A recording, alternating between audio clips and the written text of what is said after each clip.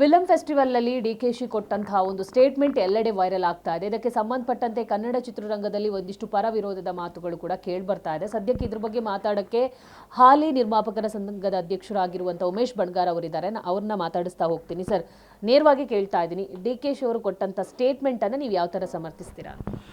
Madam, ಸಮರ್ಥನೆ ಅನ್ನೋದಕ್ಕಿಂತ ಮುಖ್ಯವಾಗಿ ಅವರ ಆ ಮಾತಿನ ಹಿಂದಿನ ನೋವು ಏನಿದೆ ಅನ್ನೋದು. ಯಾಕಂದರೆ ಮೇಕೆದಾಟು ವಿಚಾರದಲ್ಲಿ ಪಾದಯಾತ್ರೆ ಹೋಗಿ ಸರ್ಕಾರದ ಮೇಲೋ ಅಥವಾ ಇನ್ನೊಂದ್ರ ಮೇಲೆ ಒತ್ತಡ ತಂದು ಬೆಂಗಳೂರಿನ ನಗರದಲ್ಲಿ ವಾಸವಾಗಿರ್ತಕ್ಕಂಥ ಎಲ್ಲರಿಗೂ ಕೂಡ ಸಾರ್ವಜನಿಕರಿಗೆ ನೀರನ್ನ ತಂದು ಕೊಡ್ತಕ್ಕಂಥ ವಿಚಾರದಲ್ಲಿ ಅವರು ಅದನ್ನು ಮಾತಾಡ್ಬೋದು.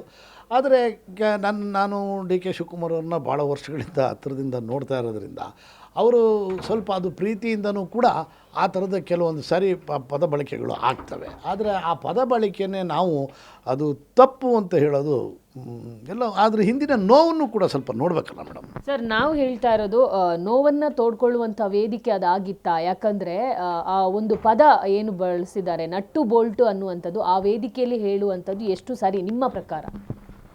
ಮೇಡಮ್, ಪದ ಬಳಕೆ ಒಂದು ಚೂರು ಹೆಚ್ಚು ಕಡಿಮೆ ಆಗಿರ್ಬೋದು. ಆ ಪದ ಬಳಕೆಯಿಂದ ಸ್ವಲ್ಪ ಇಂಡಸ್ಟ್ರಿಯಲ್ಲಿರೋ ನೋವು ಆಗಿರ್ಬೋದು. ಬಟ್ ಏನಪ್ಪ ಅಂದರೆ ಅದರ ಹಿಂದಿನ ನೋವು ಅಂತ ಹೇಳಿದ್ನಲ್ಲ ನಾನು. ಅಂದರೆ ಆ ಒಂದು ನೀರಿನ ವಿಚಾರಕ್ಕೆ ಯಾರು ಸ್ಪಂದಿಸಲಿಲ್ವಲ್ಲ ಅಂತಕ್ಕಂಥ ನೋವು ಆ ಥರದ ಮಾತುಗಳನ್ನ ಆಡಿಸಿದೆ ಅಂತ. ಆಮೇಲೆ ನಾನು ಕೂಡ ವೈಯಕ್ತಿಕವಾಗಿ ಹೇಳ್ತೀನಿ ಮೇಡಮ್, ಕೆಲವೊಂದು ಈ ಥರದ್ದು ಜಲ ಭಾಷೆ ಈ ಥರದ್ದು ಏನೋ ಸಮಸ್ಯೆಗಳು ಅಂತ ಬಂದಾಗ ಎಲ್ಲರೂ ಒಗ್ಗೂಡಬೇಕಾದ್ದು ನಮ್ಮ ಆಜನ್ಮ ಸಿದ್ಧ ಹಕ್ಕು. ಇದು ಅಣ್ಣ ಅವರಿದ್ದಾಗ, ಡಾಕ್ಟರ್ ರಾಜ್ಕುಮಾರ್ ಅವರಿದ್ದಾಗ ಒಂದು ಕೂಗು ಹಾಕಿದ್ರೆ ಸಾಕು, ಇಡೀ ಉದ್ಯಮ ಸೇರ್ಕೊತಿತ್ತು. ಸೊ ಇಲ್ಲಿ ಯಾರದೂ ಸ್ವಾರ್ಥ ಇರಲಿಲ್ವಲ್ಲ. ಯಾರು ಈಗ ನನ್ನ ಮಗಳ ಮದುವೆಗೆ, ನನ್ನ ಮಗನ ಮದುವೆಗೆ ನೀವೆಲ್ಲ ಯಾಕೆ ಬರಲಿಲ್ಲ ಅಂತ ಕೇಳಿದ್ರೆ ಅದು ಸ್ವಾರ್ಥ ಅನ್ಬೋದು. ಬಟ್ ಇದು ಮೇಕೆದಾಟಿನ ವಿಚಾರ, ಕುಡಿಯೋ ನೀರಿನ ವಿಚಾರ. ಇಂಥ ಸಂದರ್ಭದಲ್ಲಿ ಆ ಪದ ಬಳಕೆ ಅಫ್ಕೋರ್ಸ್ ಸ್ವಲ್ಪ ಕೆಲವ್ರಿಗೆ ಹರ್ಟ್ ಆಗಿರ್ಬೋದು. ಎಲ್ಲ ಒಂದು ಕಡೆ ಅವ್ರ ನೋವಿತ್ತು ಅಂತ ಅನಿಸುತ್ತೆ ಮೇಡಮ್. ಸರ್, ಒಂದು ಕೂಗಿಗೆ, ಅಣ್ಣವರ ಒಂದು ಕೂಗಿಗೆ ಎಲ್ಲರೂ ಧ್ವನಿ ಆಗ್ತಾ ಇದ್ರು, ಎಲ್ಲರೂ ಬಂದು ಭಾಗಿಯಾಗ್ತಾ ಇದ್ರು ಅಂತ ನೀವೇ ಹೇಳ್ತಾ ಇದ್ದೀರಿ. ಆ ಅಣ್ಣವರ ಆದ ನಂತರ ಅಂಬರೀಶ್ ಸರ್ ಅದನ್ನು ಒಂದು ನಿರ್ವಹಿಸ್ಕೊಂಡು ಹೋಗ್ತಾ ಇದ್ರು. ಬಟ್ ಸದ್ಯಕ್ಕೆ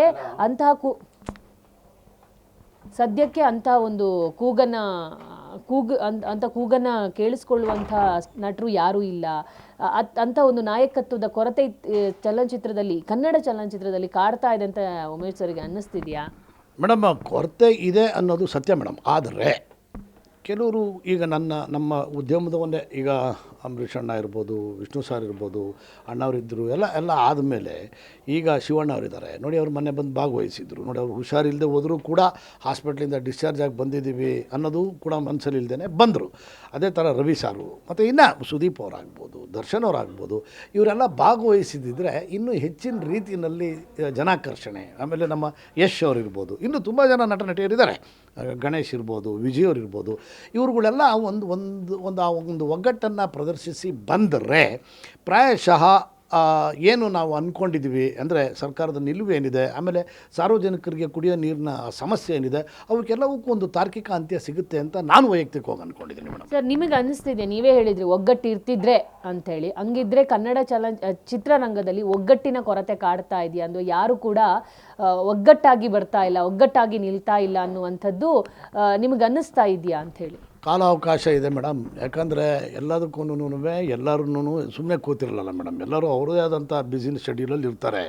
ಒಂದು ನಿರ್ದಿಷ್ಟವಾದಂಥ ಸಮಯವನ್ನು, 1 ತಿಂಗಳು 1.5 ತಿಂಗಳು ಕಾಲಾವಕಾಶ ಕೊಟ್ಟು ದಯಮಾಡಿ ನೋಡಿ ಇವಾಗ ಕೆಲಸ ಮಾಡ್ತಾಯಿದ್ದೀವಿ. ಈಗ ನೆಕ್ಸ್ಟ್ ಅವ್ರಿಗೆಲ್ಲ ಏನಪ್ಪ ಅಂದರೆ ಇಂಥ ಒಂದು ಸಂದರ್ಭಕ್ಕೆ, ಇಂಥ ಒಂದು ಡೇಟ್ಗೆ, ಇವಾಗ ಅದೇ ಮೀಟಿಂಗ್ ಆಯಿತು, ಇಂಥ ಡೇಟಲ್ಲಿ ನಾವೆಲ್ಲ ಸೇರಿಕೊಂಡು ಚಿತ್ರರಂಗದ ಬಗ್ಗೆ ಒಟ್ಟಾರೆ ಸಮಸ್ಯೆಗಳು ಏನೇನಿದ್ದಾವೆ ಎಲ್ಲ ಸಮಸ್ಯೆಗಳ ಬಗ್ಗೆನೂ ಒಂದು ಚರ್ಚೆ ಮಾಡಬೇಕು ಅನ್ನೋ ಕಾರಣಕ್ಕೆ ಇವತ್ತು ನಾಳೆ ಒಳಗಡೆ ಡೇಟ್ನ ನಿಗದಿಪಡಿಸ್ತಾ ಇದ್ದೀವಿ ಮೇಡಮ್. ಕಲಾವಿದರಿಗೆ ಇಂಥ ಸಮಸ್ಯೆಗಳ ಚರ್ಚೆ ಆಗಲಿ ಅಥವಾ ಚರ್ಚೆ ಮಾಡೋಕ್ಕೆ ಟೈಮ್ ಕೊಡೋದಾಗಲಿ ಇಂಥದ್ದು ಅವಶ್ಯಕತೆ ಇಲ್ಲ, ಅದಕ್ಕೆ ಟೈಮ್ ಕೊಡಬೇಕು ಅಂತಲೇ ಅನ್ನಿಸ್ತಾ ಇಲ್ಲ ಅಂತ ನಿಮಗೆ ಇತ್ತೀಚಿನ ಬೆಳವಣಿಗೆ ನೋಡಿದರೆ ಅನ್ನಿಸ್ತಿದೆಯಾ?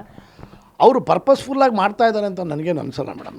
ಎಲ್ರಿಗೂ ಅವ್ರವ್ರದ್ದೇ ಆದಂಥ ಶೆಡ್ಯೂಲ್ಗಳಿದ್ದಾವೆ, ಅವ್ರವ್ರದ್ದೇ ಆದಂಥ ಕೆಲಸ ಕಾರ್ಯಗಳಿರೋದ್ರಿಂದ ಅದು ಸ್ವಲ್ಪ ಹೆಚ್ಚು ಕಡಿಮೆ ಆಗಿರ್ಬೋದು. ಬಟ್ ಅವ್ರಿಗೆಲ್ಲ ಕಾಲಾವಕಾಶಗಳನ್ನು ಕೊಟ್ಟು ಕರೆದಿದ್ದೇ ನಿಜ. ಆದರೆ ಈಗ ನಾವು ನೋಡಿ, ಈ ಹಿಂದೆ ಮಹದಾಯಿ ವಿಚಾರದಲ್ಲಿ ನಾವು ಹುಬ್ಳಿಗೆ ಹೋದ್ವಿ. ಹುಬ್ಳಿಗೆ ಹೋಗೋ ಸಂದರ್ಭದಲ್ಲಿ ಒಟ್ಟಾರೆಯಾಗಿ ಎಲ್ಲರೂ ಜೊತೆಗೂಡಿದ್ರು. ಮತ್ತು ಇಲ್ಲಿ ಕೋಲಾರದಲ್ಲಿ ಇದಾದಾಗೂ ಪ್ರೊಟೆಸ್ಟ್ ಮಾಡಿದಾಗಲೂ ಕೂಡ ಎಂಟೈರ್ ಉದ್ಯಮ ಸೇರಿಕೊಂಡಿತ್ತು. ಹಾಗೇನೇ ಕಾಲಾವಕಾಶಗಳನ್ನು ಕೊಟ್ಟು ಮಾಡಿದ್ರೆ ಒಗ್ಗಟ್ಟಿನ ಇದು ಇದೆ ಅಂತ ನನಗೇನು ಅನಿಸಲ್ಲ ಮೇಡಮ್. ಒಗ್ಗಟ್ಟಿಲ್ಲ ಅನ್ನೋ ಭಾವನೆ ನನಗೇನು ಬರಲ್ಲ. ಅವ್ರಿಗೂ ಕಾಲಾವಕಾಶ ಕೊಡಬೇಕು, ಅವರು ಶೆಡ್ಯೂಲ್ಗಳನ್ನ ಮಾಡ್ಕೊತಾರೆ ಅನ್ನೋದಷ್ಟೇ ನಾನು. ಸರ್, ಈಗ ಈ ಸಲದ ಫಿಲಮ್ ಫೆಸ್ಟಿವಲನ್ನು ಒಬ್ಸರ್ವ್ ಮಾಡಿದರೆ ಒಂದಿಷ್ಟು ಅತೃಪ್ತಿ ಕಾಡ್ತಾ ಇದೆ. ಅಂದರೆ ಯಾರಿಗೂ ಕೂಡ ತೃಪ್ತಿ ಇಲ್ಲ. ಯಾಕಂದರೆ ಶುರುವಾಗಿದ್ದಾಗಲೇ ಅದು ಹೈಕೋರ್ಟ್ ಮೆಟ್ಲೇ ಇರ್ತು, ಒಂದಿಷ್ಟು ಜನಕ್ಕೆ ಇನ್ವಿಟೇಷನ್ ಸಿಕ್ಕಿಲ್ಲ, ಇಂಥದ್ದು ಸಾಕಷ್ಟು ಸಮಸ್ಯೆಗಳನ್ನು ಹೇಳ್ಕೊತಾ ಇದ್ದಾರೆ. ಸೊ ಈ ಸಲದ ಫಿಲಮ್ ಫೆಸ್ಟಿವಲ್ ಬಗ್ಗೆ ಸರ್ ನಿಮ್ಮ ಮೇಡಮ್, ನಾನು ಈ ವಿಚಾರದಲ್ಲಿ ನಮ್ಮ ಅಧ್ಯಕ್ಷರ ಜೊತೆಯಲ್ಲಿ ನಮ್ಮ ಎನ್ ಕುಮಾರ್ ಅವರು ನಾವು ಎಲ್ಲ ಅಕಾಡೆಮಿಗೆ ಹೋಗಿದ್ವಿ. ಅಕಾಡೆಮಿನಲ್ಲಿ ಮಾತಾಡಿದ್ವಿ ಮೇಡಮ್. ಅಲ್ಲಿ ಅವರು ಏನು ಹೇಳ್ತಾರೆ ಅಂದರೆ 6 ವೀಕ್ಸ್ ಬಿಫೋರ್ ನಮಗೆ ಇದು ಕನ್ಫರ್ಮ್ ಆಯಿತು. ಸೊ 6 ವಾರಗಳ ನಡುವೆ ಇದು ಫಿಕ್ಸ್ ಆಗಿದ್ದರಿಂದ ಕೆಲವು ಗೊಂದಲಗಳು, ಅಡೆತಡೆಗಳು ಆದವು. ಕೆಲವ್ರನ್ನ ಸಂಪರ್ಕ ಮಾಡೋ ಪ್ರಯತ್ನ ಪಟ್ಟರು ಕೂಡ ಆಗಲಿಲ್ಲ ಅಂತಕ್ಕಂಥದ್ದು ಸಾಧು ಕೋಕಿಲ್ ಅವರ ಒಂದು ಮಾತಾಗಿತ್ತು ಮೇಡಮ್. ಅಲ್ಲಿ ಮತ್ತು ಟೆಕ್ನಿಕಲ್ ಡೈರೆಕ್ಟ್ರು ವಿದ್ಯಾಶಂಕರ್ ಅವ್ರನ್ನೂ ಕೂಡ ಮಾತಾಡಿಸಿದ್ವಿ. ಆವಾಗೂ ಕೂಡ ಅವರು ಅದನ್ನೇ ಹೇಳಿದ್ರು, ಕೆಲವು ತಾಂತ್ರಿಕ ದೋಷದಿಂದ ಆಗಿರ್ತಕ್ಕಂಥದ್ದಕ್ಕೆ ಕೆಲವು ನಿರ್ಮಾಪಕರುಗಳು ಬೇಸತ್ತು ಕೋರ್ಟ್ ಮೆಟ್ಲು ಹತ್ತಿದ್ದಾರೆ. ನಾವು ಅದಕ್ಕೆ ಸಮರ್ಥವಾಗಿ ನಾವು ಅದಕ್ಕೆ ಏನೇನು ಬೇಕೋ ನಾವೆಲ್ಲ ದಾಖಲೆಗಳನ್ನ ಇಟ್ಕೊಂಡಿದ್ದೀವಿ ಅಂತಕ್ಕಂಥದ್ದು ಅವರ ವಾದ ಮೇಡಮ್. ಬಟ್ ಕಾಲಾವಕಾಶ ಕಡಿಮೆ ಇತ್ತು ಅಂತ ಹೇಳಿದ್ರಲ್ಲ, ಅದನ್ನು ನಿಗದಿಪಡಿಸೋ ಸಂದರ್ಭದಲ್ಲೇನೆ ಅದಕ್ಕೆ ಇನ್ನೊಂದು ಸ್ವಲ್ಪ ಕಾಲಾವಕಾಶ ತೊಗೊಂಡು ಒಂದು 10 ವೀಕ್ಸು 7 ವೀಕ್ಸು ಯಾವ ಥರ ಬರುತ್ತೋ ಆ ಥರ ಮಾಡಿಕೊಂಡು ಮಾಡ್ಬೋದಾಗಿತ್ತು. ಆದರೆ ಅದು ಆಗಲಿಲ್ಲ. Okay sir, thank you. ನೋಡಿದ್ರಲ್ಲ, ಇದಿಷ್ಟು ಉಮೇಶ್ ಬಣ್ಗಾರ್ ಅವರ ಮಾತಾಗಿತ್ತು. ಕ್ಯಾಮರಾ ಪರ್ಸನ್ ಸಂದೇಶ್ ಜೊತೆ ದೀಪಿಕಾ, ಪವರ್ ಟಿವಿ, ಬೆಂಗಳೂರು.